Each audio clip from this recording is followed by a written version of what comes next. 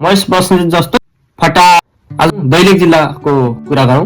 विकास त यिनले के गर्न सक्छ? तपाईहरू आत्तिनु पर्ने कुरा छैन। तपाईँ असल बन्नुस्, राम्रो नेता बन्नु। अहिले चाहिँ नेताहरूको केही कमी भनौँ या बढी भइरहेको थियो। यो भन्दै गर्दा राष्ट्रिय स्वतन्त्र पार्टीलाई चाहिँ सहयोग गरौँ भन्नेमा छैन म।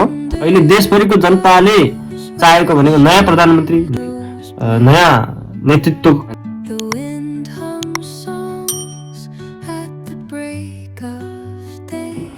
हेलो सबैलाई नमस्कार र स्वागत छ भण्डारी टकमा। आज विशेष गरी जाउँ दैलेख जिल्लाको कुरा गरौँ।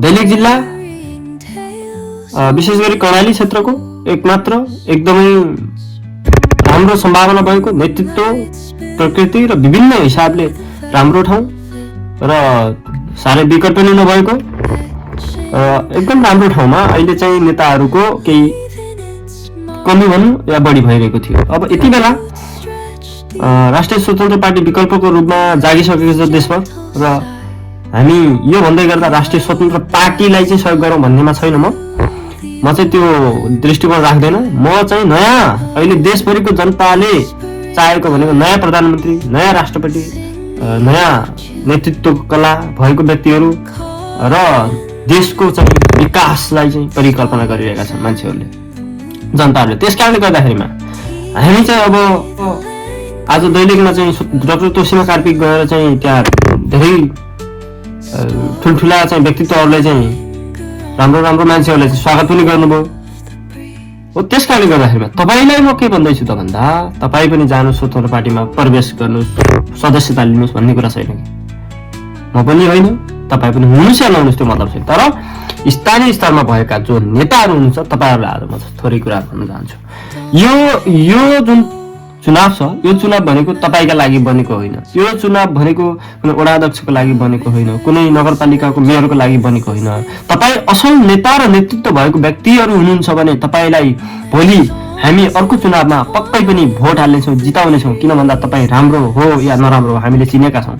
तपाईँ राम्रो काम गर्दै जानुहोस्, तपाईँ काङ्ग्रेस, एमाले, माओवादी जुनसुकै पार्टीबाट स्वागत गर्छौँ, हामी भोट हाल्छौँ, जिताउँछौँ। तर यो भनेको यो पालि भनेको चाहिँ हामीले पार्टीगत हिसाबले जानुपर्ने कुरा छैन। अब तपाईँले व्यक्तिगत हिसाबले हेर्दा पनि केही फाइदा छैन। अहिले हेर्नुहोस् ल, जाउँ तपाईँको व्यक्तिगतै फाइदा हेर्ने भए पनि केही पनि फाइदा छैन। अहिले तपाईँ एमाले, काङ्ग्रेस, माओवादी भन्नुहोस्, केही फाइदा छैन व्यक्तिगत हिसाबले पनि। स्थानीय स्तरका नेताहरूलाई केही पनि छैन। अझैको तपाईँहरू जस्तो हाम्रो गाउँ समाजमा भएका चिनेका जानेका जो छौँ हामी, अब केन्द्रीय स्तरका नेताहरूलाई अप्ठ्यारो परिरहेछ अहिले। तर तपाईँहरू आत्तिनु पर्ने कुरा छैन। तपाईँ असल बन्नुहोस्, राम्रो नेता बन्नुहोस्, नेतृत्व राम्रो गर्नुहोस्, गाउँ समाजमा सेवा गर्नुहोस्, होइन, असल कामहरू गर्नुहोस्, सामाजिक काम गर्नुहोस्, विकासलाई राम्रोसँग अगाडि बढाउनुहोस्, आफ्नो भएको रोड बनाउनुहोस्, होइन, भएको बजेटलाई सदुपयोग गर्नुहोस्। पार्टीको झोला बोक्ने होइन यति बेला। हेर्नुहोस्, पार्टीको झोला होइन कि पार्टी छोड्नु पनि भनेको छैन मैले फेरि। तर यति बेला एउटा काम के गर्नुपर्ने हुन्छ त भन्दा, तपाईँ प्रत्यक्ष हुन्छ अप्रत्यक्ष हुन्छ सहयोग गर्नुहोस् नयाँलाई, केही फरक पर्दैन। तपाईँ त्यहाँको चाहिँ स्थानीय स्तरमा नगरपालिका स्तरको चाहिँ तपाईँ क्षेत्रीय स्तरको चाहिँ नेतृत्व गर्ने नेतै हो भने पनि तपाईँले सहयोग गर्नुहोस् अहिले नयाँलाई, केही फरक पर्दैन। तर जिन्दाबाद पुराना पार्टी जिन्दाबाद नभन्नुहोस् यति बेला। किन भन्दा हामीले देशमा नेतृत्व नयाँ चाहिएको हो।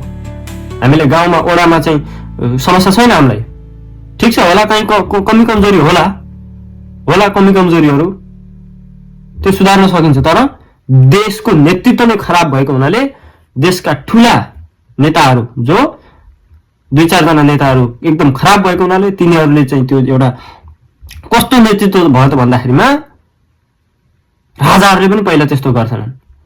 राणाहरूले चाहिँ एकल नेतृत्व गरे जस्तो भयो। जसरी पनि चाहिँ सत्तामा जाने सत्ता मोह नेतृत्व भयो। यस कारणले गर्दाखेरि यो गलत चाहिँ जुन नेतृत्वको संस्कार छ त्यसलाई हटाउनलाई चाहिँ अहिले नयाँ आएको हो। नयाँले विकल्प ल्याएको छ, नयाँले अब विकल्प दिनेछ, बाटो दिनेछ, देशका लागि गर्नेछ। देशका लागि कम्तीमा ल ठिक छ विकास गरेन भने पनि छोडिदिनुहोस्, कम्तीमा नयाँ नीति र नियमहरू ल्याएर देशमा प्रत्यक्ष कार्यकारी निर्वाचित चाहिँ प्रधानमन्त्रीहरूको सिस्टम, देशमा चाहिँ त्यो विभिन्न भएका ती खाडलहरूको पुरा गर्ने जस्तो प्रदेशहरूको चाहिँ के कमजोरी छ ती हटाए भयो। विकास त यिनीहरूले के गर्न सक्छन्, यिनीहरू त्यही बजेट हो, होइन। ल ठिक छ, विकास पनि गर्लान्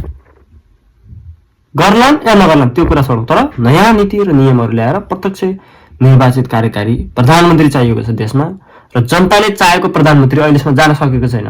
20 सिट ल्याएको काङ्ग्रेस के अरे माओवादी चाहिँ सत्तामा प्रधानमन्त्री हुनुपर्ने होइन। अनि जनताले भोट हाले चाहिँ 100 क्रस गरेको चाहिँ पार्टीको मान्छे चाहिँ पार्टी बनाउँ न, प्रधानमन्त्री हुनु नपर्ने, यस्तो नियम छ नि त यहाँ, हामीले देख्दै आएको हो। 20 सिट ल्याएको छैन, प्रधानमन्त्री छ। यता जनताले विश्वास गरेर भोट हालेको 100 सिट क्रस गरेको पार्टीले प्रधानमन्त्री पाएको छैन। त्यसकारणले हामी यो चाहिँ हामी भ्रम छ हामीमा, हामी त अब राम्रो गरौँ भइहाल्छ, त्यो होइन। नराम्रोहरू एकता हुने, गठबन्धन गर्ने, अनि जितेर चाहिँ खराबहरूले फेरि नेतृत्व लिने देशको प्रधानमन्त्रीहरू बन्ने, यस्तो खालको संस्कारले गर्दाखेरि हामीलाई धेरै असर गरेको हो। यसको घोर आलोचना गर्नुपर्छ, यसको आलोचना गर्नुपर्छ, विरोध गर्नुपर्छ, ताकि हामी एमाले काङ्ग्रेस माओवादी भन्दै जय र जयकार र जिन्दाबाद भन्ने बेला होइन यो। हामीले यो चाहिँ बुझ्नुपर्छ। सम्पूर्ण पुराना पार्टीका कार्यकर्ताज्यूहरू, गाउँ समाजमा राम्रो व्यक्तित्वहरू पनि हुनुहुन्छ, हाम्रा विभिन्न वडाध्यक्ष हुनुहुन्छ, वडा सदस्यहरू हुनुहुन्छ, नगरपालिकामा विभिन्न चाहिँ पदमा हुनुहुन्छ होइन, क्षेत्रीय नेतृत्व लिएका नेताहरू हुनुहुन्छ, तर राम्रो हुनुहुन्छ। अझै विश्वास गराउनु पर्यो नि त जनतालाई। फेरि त्यही पार्टीको झोले बनाएर चाहिँ तपाईँ यस्तो बेलामा पनि झोले बन्नुभयो भने त भोलि भोट कसले हाल्छ तपाईँहरूलाई। त्यसकारणले तपाईँ पार्टी नछोड्नुहोस्, ठिक छ, पार्टी माया लाग्छ, देश हो, देश जस्तो एउटा पार्टी हो, पार्टीको पनि एउटा आफ्नो चाहिँ छवि हुन्छ, पार्टीको पनि ल ठिक छ एउटा परिचय हुन्छ, अस्तित्व हुन्छ, त्यही चाहिएको हो नि तपाईँलाई, पार्टीको अस्तित्व जगाउने। त्यसको लागि राम्रो काम गर्नुहोस्, चुप्प बस्नुहोस्, नराम्रो काममा नराम्रो पनि जिन्दाबाद। महेश बस्नेतले आइजो म नराम्रो के भएर लड्ने, आइजो हानिदिन्छु, 2-4 जना जेन्जीलाई फालिदिन्छु भने जस्तो त्यस्तो खालको त्यो हरकतले हुँदैन। असल बन्नुहोस्, जनताले पत्याउनेछन्, असल बन्नुहोस्, जनताले मान्नेछन्। अरे चोर अरे चाहिँ केपी जस्तो त्यस्ता मान्छेहरूले चाहिँ नेतृत्व लिने अरे, महेश बस्नेत जस्तो गुन्डा मान्छेहरू हेर्नुहोस् त, अहिले चाहिँ पार्टीको के छ महासचिव भएर बसेका छन् पार्टीमा। हेर्नुहोस्, त्यस्ता मान्छेहरू देशका नेता हुने हो भने देशमा शान्ति संस्कृति सिकाउने, देशको माया गर्ने, जनतालाई माया गर्ने मान्छे चाहिएको नि त। सत्तामा आउने र मेरो पावर छ भनेर पावर देखाउने मान्छे चाहिएको होइन नि त हामीलाई नेता भनेको। त्यस कारणले गर्दाखेरि हामीले स्वीकार गर्ने कुरा यो हो। मेरो कुरा तपाईँहरूलाई कस्तो लाग्छ? आज अब राष्ट्रिय स्वतन्त्र पार्टीमा कति धेरै मान्छेले चाहिँ प्रवेश गरे, मैले गर्नुहोस् भनेको छैन, म पनि गर्दिनँ, तपाईँ पनि नगर्नुहोस्, तर यो भोट, यो अहिलेको चुनावको भोट चाहिँ नयाँले हाल्नुहोस्, नयाँ नियम आउँछ, नयाँ सरकार आउँछ, देशलाई केही न केही राहत हुनेछ, राम्रो हुनेछ, त्यो मेरो सन्देश हो। कस्तो लाग्छ यो सेयर गर्नु होला। गाउँ समाजमा विशेष गरी युवाहरूले यो भिडियो हेरेर बेसरी सेयर गर्नुहोस्, बुवा आमालाई सेयर गर्नुहोस्, चाहिँ पार्टीको कार्यकर्तालाई सेयर गर्नुहोस्, पार्टीका मान्छेहरूलाई सेयर गर्नुहोस्, जहाँ सेयर गर्दा हुन्छ गर्नुहोस्, तर भोट चाहिँ के नयाँलाई